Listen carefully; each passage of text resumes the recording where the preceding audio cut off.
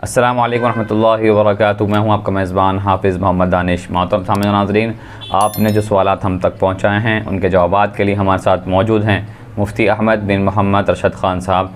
जी मुफ्ती साहब, सुफियान भाई का सवाल है, बिसौम ग़दिन नवैतु मिन शहर रमज़ान, रोज़े की नीयत की ये दुआ किस हदीस से साबित है?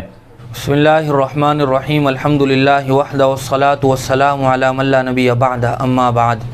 मज़कूरा सवाल का जवाब यह है कि ये अल्फाज हदीस से साबित नहीं हैं। आम तौर से लोग जो ये अल्फाज अदा करते हैं, इन अल्फाज को इसलिए अदा करते हैं ताकि नीयत दिल के इरादे के साथ साथ ज़ुबान से भी ज़ाहिर हो जाए। उसके लिए अपनी मादरी ज़ुबान में भी कर सकते हैं और अरबी ज़ुबान के इन मशहूर अल्फाज में भी कर सकते हैं। नवैतु अन असूम गदन लिल्लाहि ताला मिन शहर रमज़ान या मिन फ़र्ज़ रमज़ान भी बाज़ लोग बोलते हैं। ये हदीस से अलबत्ता अल्फाज साबित नहीं है। आबिद भाई ओखला से मालूम करते हैं कि कोई आदमी अपने मरने से पहले अपनी कब्र तैयार करवा सकता है या अपनी जगह कब्र के लिए मुतय्यन करा सकता है या नहीं? जी हाँ, मरने से पहले भी आदमी अपनी कब्र के लिए जगह ख़ास कर सकता है, लेकिन उसके लिए ज़रूरी है कि वो जगह उसकी अपनी ज़ाती मिल्कियत में हो। आम जो वक्फ़ का कब्रस्तान होता है वो किसी की मिल्कियत नहीं होता, वो अल्लाह की मिल्कियत होती है। और आम वक्फ़ के कब्रस्तान से हर आदमी का हक़ मुताल्लिक़ होता है। लिहाजा वक्फ़ वाले कब्रस्तान में कोई आदमी अपने लिए जगह मखसूस नहीं कर सकता। अपनी ज़ाती मिल्कियत हो या ये कि ज़ाती अपना कब्रस्तान हो, उसमें आदमी जगह ख़ास कर सकता है कि मेरे इंतकाल के बाद इस जगह मुझे दफन कर देना। आम कब्रस्तान में जगह ख़ास नहीं कर सकता है। जमील भाई का सवाल है, हमारे नबी सल्लल्लाहु अलैहि वसल्लम जो गुनाहों से बिल्कुल मासूम हैं, तो फिर वो दिन में 70 मरतबा इस्तिग़फ़ार क्यों करते थे? हुज़ूर अकरम सल्लल्लाहु अलैहि वसल्लम से मुताल्लिक़ कई रिवायात अहादीस में मौजूद हैं कि हुज़ूर अकरम सल्लल्लाहु अलैहि वसल्लम एक दिन में 70 मरतबा इस्तिग़फ़ार किया करते थे। बाज़ रिवायात में 100 मरतबा इस्तिग़फ़ार किया करते थे। इसी तरह कुरान मजीद में भी जा बजा हुज़ूर अकरम सल्लल्लाहु अलैहि वसल्लम को ये हुक्म मिला हुआ है कि आप इस्तिग़फ़ार कीजिए। इन तमाम तर अहकाम और रिवायात का मकसद ये है कि हुज़ूर अकरम सल्लल्लाहु अलैहि वसल्लम के वास्ते से और आपके अमल से उम्मत को इस बात की तलक़ीन की जा रही है कि तुम अपने गुनाहों पर इस्तिग़फ़ार करो, क्योंकि अम्बिया तो गुनाहों से मासूम होते हैं, वो किसी गुनाह का इर्तिकाब नहीं करते हैं। लिहाजा अम्बिया का और बतौर ख़ास नबी करीम सल्लल्लाहु अलैहि वसल्लम का इस्तिग़फ़ार करना वो उम्मत को इस्तिग़फ़ार के अमल की तलक़ीन करना है कि जब उस ज़ात को ये हुक्म दिया जा रहा है जो ज़ात गुनाहों से बिल्कुल मासूम है, तो जो शख्सियत जो इंसान गुनाहों का मजमुआ और पुतला है, तो उसको किस दर्जा इस्तिग़फ़ार करने की ज़रूरत है। उन्हीं साहब का दूसरा सवाल है, आराफ कौन सी जगह है और वहाँ कौन लोग दाखिल होंगे? 3 लफ्ज़ बोले जाते हैं, जन्नत, जहन्नम और आराफ। तीनों का तज़किरा कुरान करीम में भी मौजूद है। जन्नत में तो वो लोग दाखिल होंगे जो गुनाहों से बिल्कुल पाक होंगे या जो तौबा किए हुए और बख्शे बख्शाए इस दुनिया से जाएंगे। और जहन्नम में वो लोग दाखिल होंगे जो गुनहगार होंगे या काफिर व मुशरिकीन होंगे। आराफ वो जगह है जिसमें वो लोग दाखिल होंगे जिनकी नेकियां और जिनके गुनाह बिल्कुल बराबर सराबर होंगे।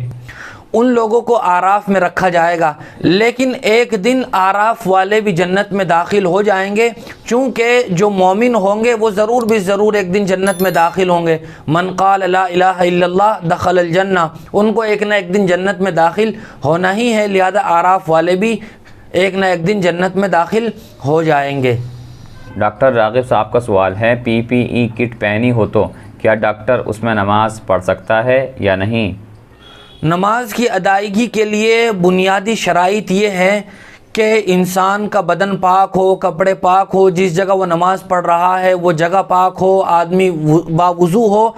तो अगर ये तमाम तर चीज़ें मौजूद हैं, बावुज़ू भी है, PPE किट जो उसने पहनी हुई है वो भी पाक है, उस पर कोई गंदगी और नापाकी नहीं लगी हुई है, और जिस जगह नमाज़ पढ़ रहा है वो जगह भी पाक है, तो बहरहाल इस लिबास में भी नमाज़ पढ़ सकता है।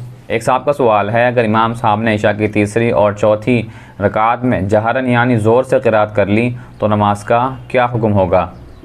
फ़र्ज़ नमाज की तीसरी और चौथी रकात में सिर्रन क़िरात करना ये वाजिब है।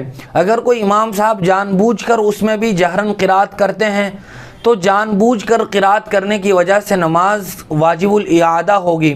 लेकिन अगर सहवन और गलती से उन्होंने जहरन और ज़ोर से क़िरात कर दी है तो सजदे सव वाजिब होगा। सजदे सव अगर वो कर लेते हैं तो नमाज दुरुस्त हो जाएगी।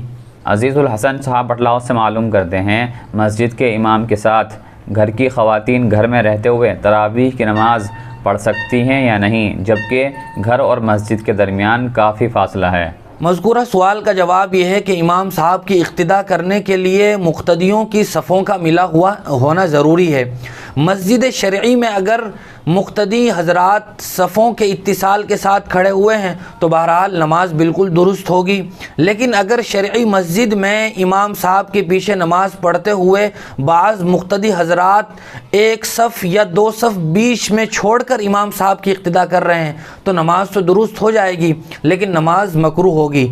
अगर मस्जिद शरई के हिस्से के बाद लोग नमाज अदा कर रहे हैं तो उसके बाद आपस में नमाज पढ़ते हुए दरमियान में खला ना हो, बल्कि सफ़ें बाकायदा लगी हुई हो, तब तो नमाज दुरुस्त हो जाएगी।